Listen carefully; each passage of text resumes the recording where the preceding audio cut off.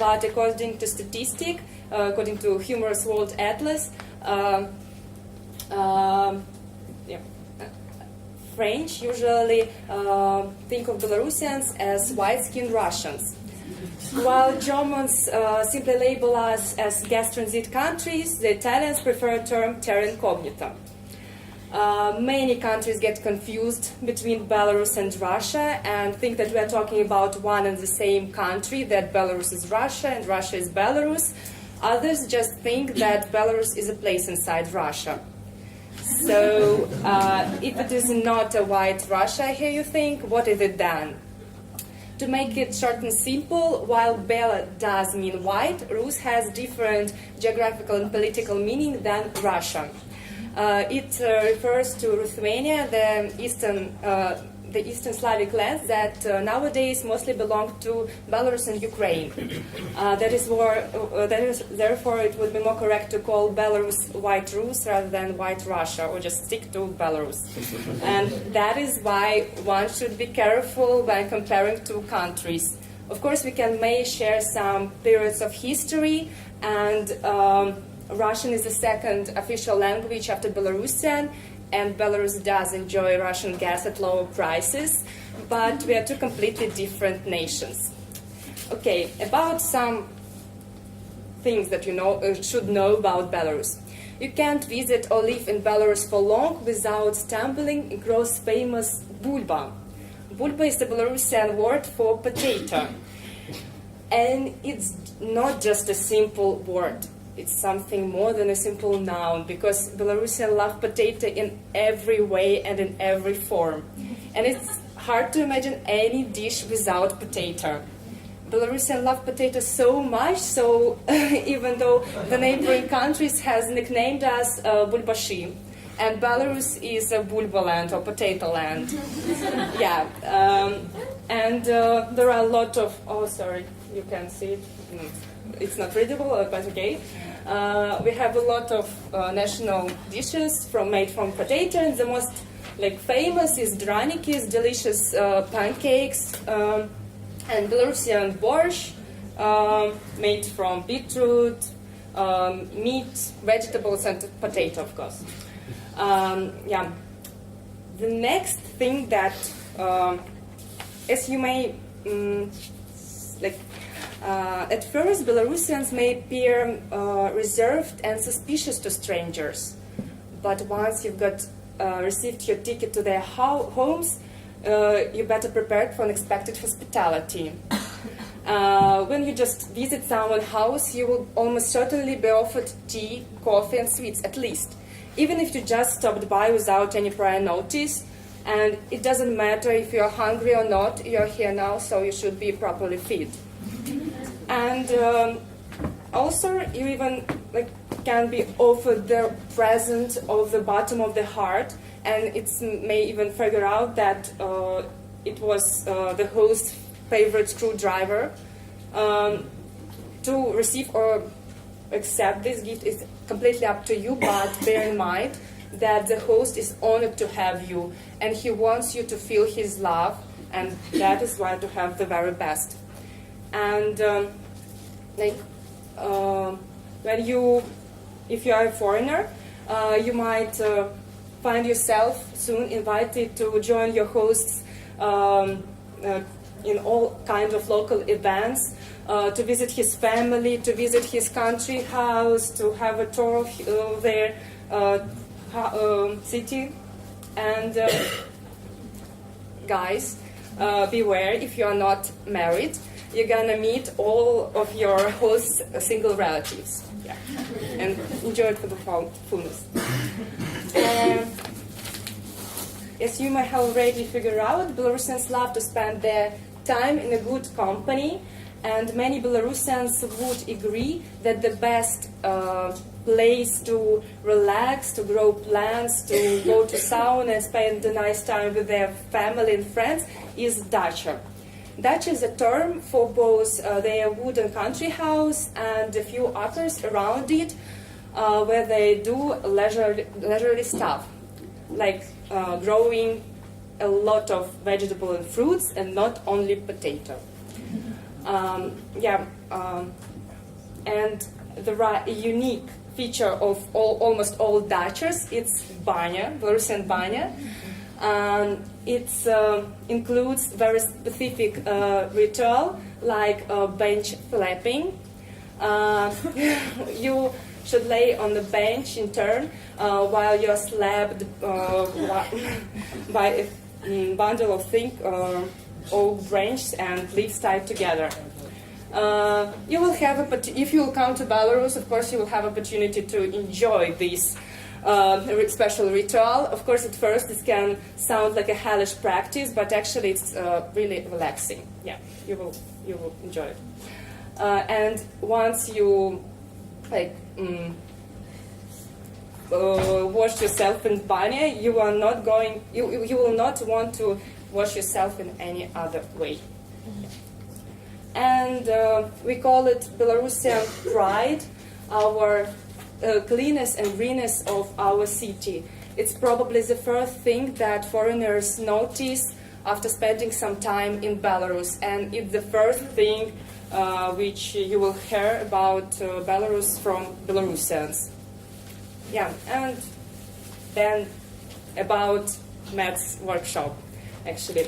We are gonna leave crowded cities and move a little bit to the north of the country, to a small town called Postavy. It's a remote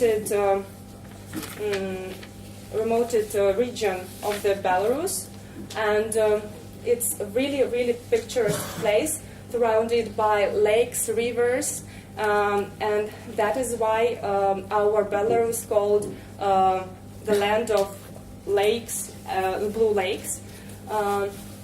So thanks to this region, and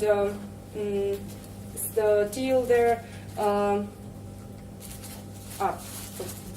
Okay, so till the 19th century, 18th century, it was a really small town, and later, like in 1830, it's passed to their family of renovators and art lovers who decided to change this city and give a new life to it.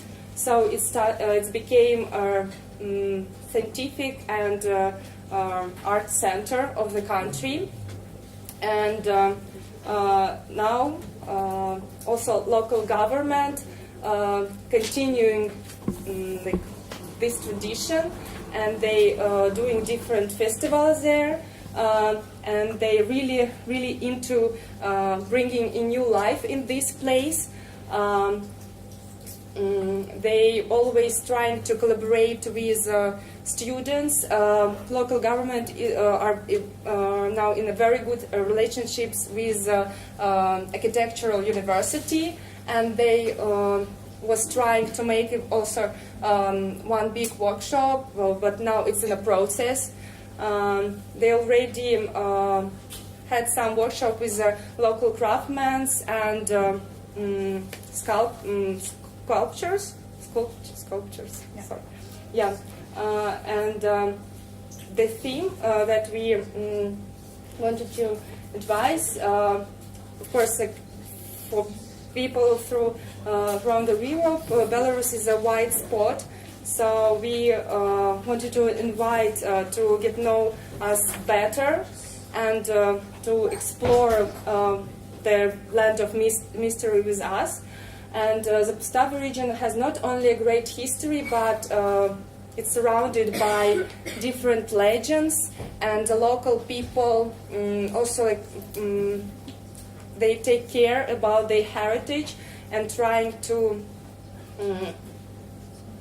implement more and more things there. So this is gonna be the location. It's our old children's camp.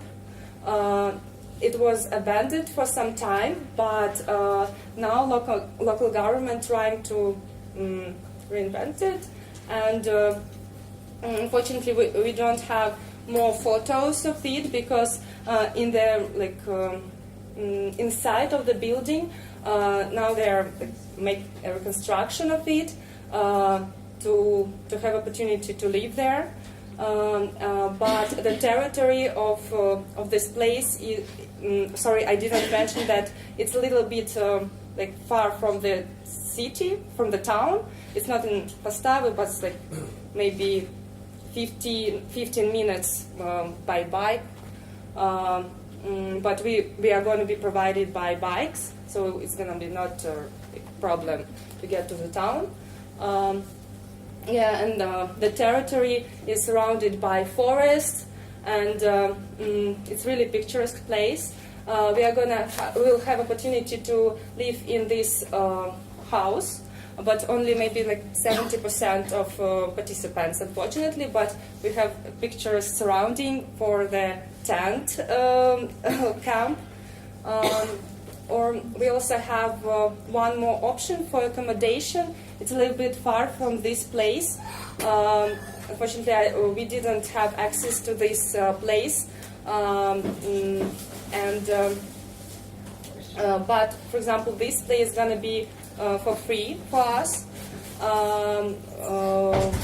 The only thing that we should pay for is, of course, food. But local people said that we'll have opportunity they will organize everything, like food and cleaning things, and now they have a colonization, yeah, but not hot water, but they are gonna have it in the next summer. So this territory has a lot of interesting things for entertainment. We have like football, sports yards, and different things on the trees. We have lake access, and this is gonna be like a potential sites, maybe like in the town center of Postavy, like a beach and maybe some rural landscapes, and of course the territory of this camp where there are like a lot of events happening right now here, some festivals and so on. Yeah, so that's that's it. So I hope that you're interested in coming to Belarus, and we really wanted the match happen in Belarus. Like about the team. Right now it's me and two other boys who was in Ghent. It's Stepan and Vadim. Fortunately, they couldn't come here, but we hope that you'll come. And of course, our team will be growing if you choose us. Okay, and we have like a small video about Belarus, but I guess maybe we'll have no time for it. Yeah, Yeah, okay. 2 minutes. Sorry, I was. Shall I play? Yeah. Yeah, good.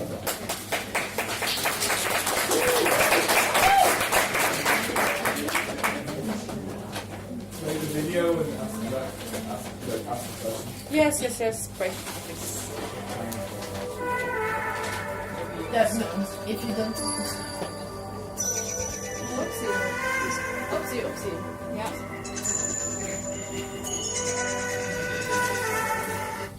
Okay. Now can you just turn off The the sound. music? Okay. I have some question for the accommodation because Yeah. you said you don't have access, you haven't had access yet, so it's like a big question Because mark. they are doing some works there. Renovation. Yeah. Yeah. So because it was abandoned for some years, but they have like rooms there, and the plan is to put like 2 stories bed there.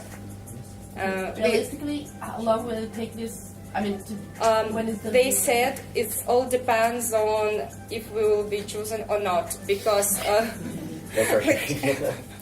yeah, because now they have a plans. They all like plan their renovation of the whole territory. So they already reinvented like the surrounding area. It's like all working very good. So if we will be like chosen, so they will put like the house on the first turn, and they will put all their money in this thing. Another question, like more general, how to get to Minsk? I mean, for Oh example, yes, sorry, I escaped this slate. Of course, the easiest way just to go to the Minsk airport, but the cheapest way is to go to Vilnius or to Warsaw. For most European people, it will be the cheapest way, and then to get the bus to Minsk. Yeah, and then we will organize several buses next to this place. of the city. Yeah. I have a question. So I really like the team you had in mind, like the white spot in Europe. But what kind of projects did you have in mind for us to kind of make it different, or what kind of projects? Yeah, I know that it was a little bit confusing. Like, first of all, there is a huge square in the middle of the town, and it's like very has interesting history, and people. But now it's not functional for our days, for our time. So they want some new. To see some new objects on this square, because it's not work in a good way, and people don't really use it because it's surrounded by traffic. But in the end of like in the middle of the square, they have like park, but people usually don't use it, and because they don't have anything there inside. And it's like one of the topic. And then this place where this accommodation is like a camp for different festivals there. They always have some events happening there. So, and they doing a lot of things, trying to put some interesting installations there by themselves, but they want some new vision of it as well. You're saying 70% of people to stay in the like. What's the actual number? Like how many people? It's like 160, maybe something like this. It all depends of what like kind of accommodation we want. Of course, if we can accommodate all of you, like all of more than 200 people, but that means that they have some halls, so you can live on the floor, of course. Like we can put some mattresses or something like this, and everyone can be under the roof theoretically. But of course, we want everyone to be in a comfort, to have some private space. So that is all about. And as I mentioned, we had one more option for accommodation, and it's more comfortable maybe, but we need to pay for this. I think maybe 160 participants is also nice. Yeah. We yeah. Under the hangar. I mean, 200 participants is not like a fixed. Yeah, I know, but I was just thinking that maths growing, and more people want to come, so maybe that's, well, it can be all fixed. I just better or less, but well organized. Because I Yeah. think also in Bucharest we faced this, that there were like such a high number. Also, yeah, I understand. you know, Sorry, and what about visas? Is Belarus Yeah. in the Yeah, European Union? Yeah, sorry, I just missed. I skipped this slide. It was not in the right order. So basically, of course, almost all European countries unfortunately need visa. Now we have some like escapes from this law. Like we have 5 days for free visa for Europeans, but it's just 5 days. It's not enough.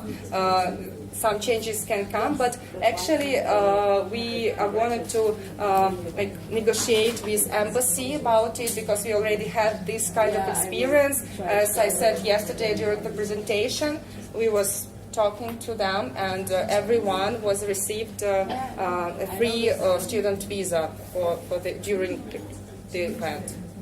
So we are hoping it can be like this as well, because we understand that for all people it's kind of can be difficult to to get the visa. It's 60 euros. What's the price? Is there any kind of people nearby that are like open to collaboration, or Yeah. what's going on there, kind of? Neighborhood? Our local, the local government, we was have the meeting with them. The local government of Postavy region, it's like the main man of the, and he is really open to negotiations. He really liked the idea, and as I said, he already was organized this kind of events, and he really open to it. And of course, our university are gonna support us. Associations of architectural students and designer students also are gonna support us, and association of Belarusian architects as well also support us. Anything non-architecture and design? Sorry? Sorry. Yeah. Just very quickly, what about facilities? Because like it's a beautiful location with electricity and They have electricity, yeah. Wi-Fi, it's all they don't have it right now, but of course they think about it because a lot of people coming there and they want this place to become modern, and yes, of course, it's gonna happen. But electricity, it's here. Yeah. So I'm going to cut you off that. So the idea with